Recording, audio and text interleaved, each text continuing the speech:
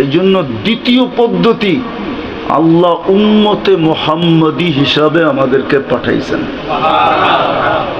সুবহানাল্লাহ, তো আসতে বলতেছেন, দেখা যায় উম্মতে মুহাম্মদী হিসাবে পাঠাইছেন। মুহাম্মদুর রাসূলুল্লাহ সাল্লাল্লাহু আলাইহি ওয়াসাল্লামের উম্মত বানায়া পাঠাইছেন, যেন এক রাত্রেই সফল। কয় রাত্রে? আরে বলেন না, সজাগ থাকবে কয় রাত্র? অর্গুমা থাকবে কয় রাত্র? ক্লান্ত হবে কয় রাত্র? এক রাত্রে সফল। বলবেন এক রাত্রে সফল হয় কি করে? কেন? লাইলাতুল কদর 83 বছর। আপনি বাঁচবেন কয়দিন? 70, 80 বাঁচলেন, তারপরেও যদি চলে গেলেন, আল্লাহ যদি জিজ্ঞাসা করলো সফল না অসফল, 80 বৎসর ছিলি, কি নিয়ে আসছিস? তো আপনি জোর গলায় বলতে পারবো 80 বৎসর, এক রাত্রই তো ছিল 83 বৎসর। 80 থেকে 80 বাদ দিয়া দেন, তারপরও তো 3 বৎসরের পাওনা আমি আপনার কাছে, আপনি আমার কাছে পাবেন কোত্থেকা? কিন্তু আরো যদি প্যাচে ফেলায়, তাহলে আবারও বলতে পারবে 3 বৎসরে তো 3টা লাইলাতুল কদর আছে, ওই প্রত্যেকটা তো আবার 83 বৎসর আছে, ওইগুলা যোগ করলে তো আরো বেশি পাওনা আমি আপনার কাছে। এইখানে সফলতা ছেড়া দেন, আসেন চলেন আজকে ওইখানে সফলতা অর্জন করি। এইখানে সফল হওয়া সম্ভব না। এক ধরনের সফলতা, এক রকম সফলতা, এক রকম পয়সাওয়ালা, এক রকম টাকাওয়ালা, এক রকম পদবিওয়ালা এই জমিনে যতদিন থাকবে সম্ভব না। কেননা জায়গা ছোট, বয়স কম, সংখ্যা অনেক বেশি। বিদায় রয়ে গেল ওইখানেরটা, ওটার জন্যই আল্লাহ আমাদেরকে প্রথম মুসলমানের ঘরে অস্তিত্ব দিয়েছেন। কিন্তু শর্ট সময়ের ভিতরে সফলতা অর্জন করার জন্য যেন শর্টে অর্জন করতে পারি।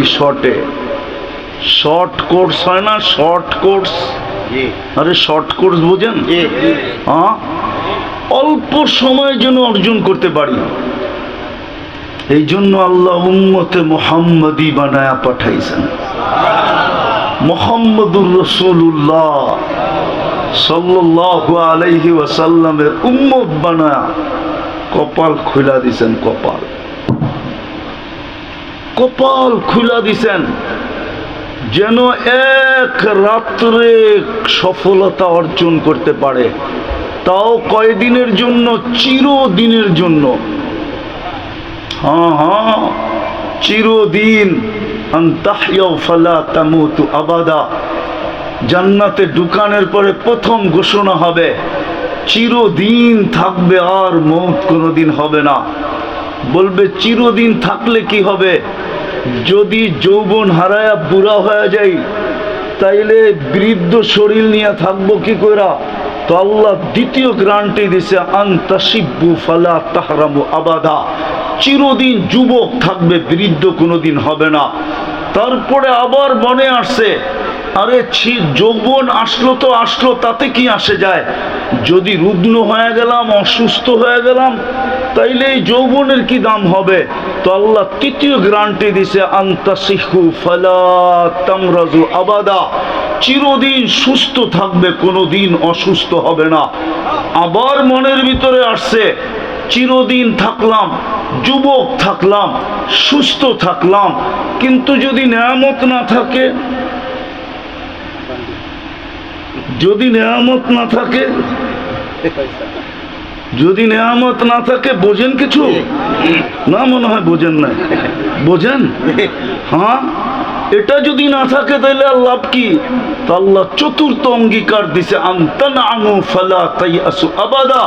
চিরদিন নেয়ামত বাড়তে থাকবে, কোনোদিন নেয়ামত কমবে না। ওই চির সফলতা, শর্ট সময় অর্জন করার জন্য আল্লাহ নিজের বন্ধুকে পাঠায় দিয়েছেন। বন্ধুকে মুহাম্মদুর রাসূলুল্লাহর উম্মত বানায় দিয়েছেন। আফসোস, না নবী চিনলাম না কার উম্মত এটা জানলাম। উম্মত হওয়ার কারণে আমার কি দাম এটাও তো জানি না, আর কার উম্মত এটাও তো জানি না, করতে হবে কি এটাও তো জানি না।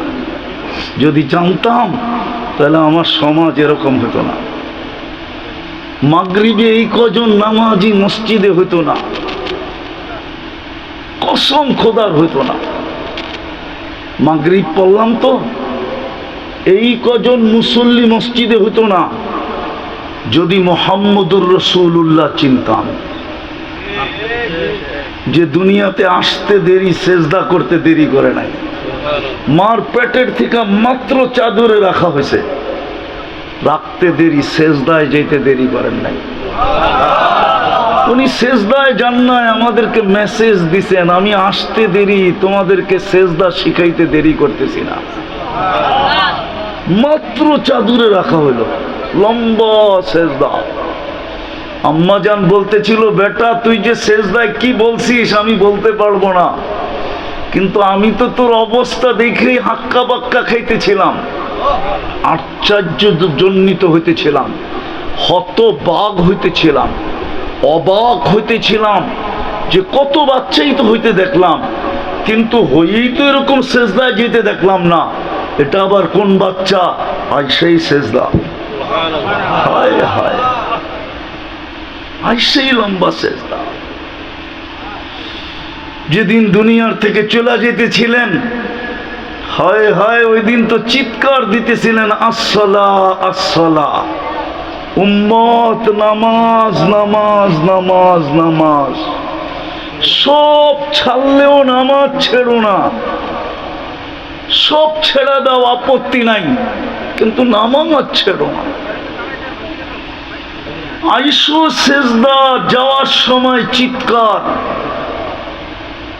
আজকে কার উম্মত কেন বানাইলেন এটাও জানি না। আফসোস, রাগ হয়েন না, আমি লম্বা কথাও বলার সুযোগ আমার কাছে নাই, আমি অল্প সময় গুছায় নিব। আশা করি মনোযোগ দিয়ে শুনলে হতে পারে দিলে কাটতে পারে, জীবন পরিবর্তন হতে পারে। কথা কমপ্লিট করার আগেই মনে উঠলো, এই জন্য বলতেছি। মুরাদনগরের মানুষ ভালো মতে বোঝেন, আমি লেখি নাই, ইমাম বুখারী লেখছেন। ইমাম বুখারী চিনেন? বুখারী শরীফ? আরে মানেন না? মানেন না? হ্যাঁ না, ওইটাও বাদ দিয়ে দিবেন না। না মনে হয় অনেকে কইতে পারে বুখারী বাদ, আমরা বাদ দিই না। বুখারী রহমতুল্লাহ আলাইহি লেখছেন, বুখারী শরীফে লেখছেন। ইমাম মুসলিম লেখছেন মুসলিম শরীফে। কবরের প্রশ্ন কয়টা? তিনটা।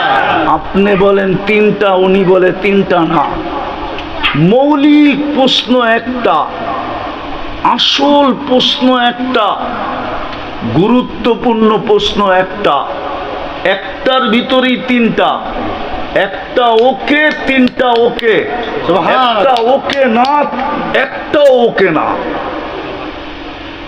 আমি বুখারী শরীফ বলতেছি, কিতাবুল জানায়েজের ভিতরে লেখা আছে এই হাদিস বুখারী রহমতুল্লাহ আলাইহি 10 থেকে 15 বার আনছেন। ইমাম মুসলিম রহমতুল্লাহ আলাইহি এরকম কয়েকবার আনছেন উম্মতের দিলে রেখাপাত করার জন্য, মুরাদনগরের মানুষের দিলের ভিতরে আঘাত করার জন্য, আঘাত, যুবকদের দিল ফেরা দেওয়ার জন্য, যেন ভালো মতে বোঝে, মা বোনরাও যেন ভালো মতে বোঝে। কবরের প্রথম প্রশ্ন হবে, মা কুলতা তাকুলু ফি হাযার রাজুলি মুহাম্মাদিন।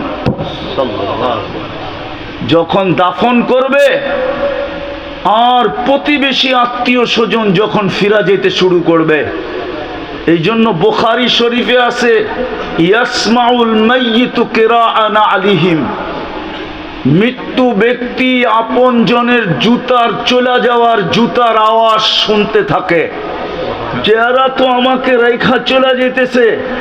তখন দুই ফেরেশতা আসবে, আয়েশা প্রথম জিজ্ঞাসা করবে, বলো যার উম্মত বানায়া তোমার কপাল খুলা দিছিল, যার উম্মত বানায়া তোমার মাথায় মুকুট লাগায়া দিছিল, খায়রে উম্মতের মুকুট লাগাইছে, শুধু মুকুট না, সবচেয়ে বড় মুকুট, খায়রা উম্মা কুনতুম খায়রা উম্মা, তোমাদের কাঁধে 4 স্টার লাগায়া দিছিল। হুয়াজ তাবাকুম, আল্লাহ বলে আমি তোমাদেরকে কুদরতি হাত দিয়া বাছাই করে বন্ধুর উম্মত বানাইছি। আমরা বাছাইকৃত, বাছাই বোঝেন কি? বাজারে যায় বাছাই করেন না, ঘুরতে ঘুরতে ঘুরতে টিপতে টিপতে টিপতে টিপতে যেটা পছন্দ হয় ওইটা উঠায় নেন। আল্লাহ বলে আমি বন্ধুর উম্মত বানাইতে যায়া মানব জাতির ভিতর থেকে তোমাদেরকে বাছাই করতে করতে করতে করতে করতে আমি আমার ধারণা বলতেছি, আমারটা বলতেছি, হইতে পারে আমাকে যখন বাছাই করছেন তো কোটি মানুষের ভিতর থেকে যখন আমি আল্লাহর কুদরতি হাতে আসছি তো আল্লাহ বলছে তোকে উম্মতে মুহাম্মদী বানাই। ফেরেশতা